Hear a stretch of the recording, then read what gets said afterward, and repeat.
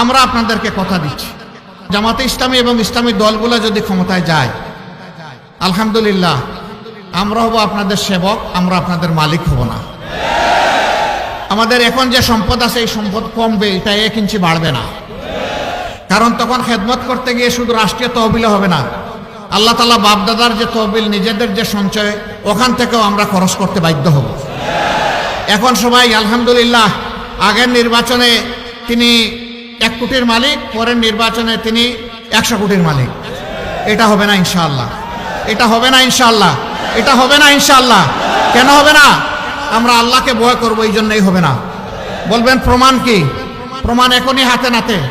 5 আগস্টের পরে অনেকে অনেক সামাজিক অপকর্মে জড়িয়ে পড়েছেন।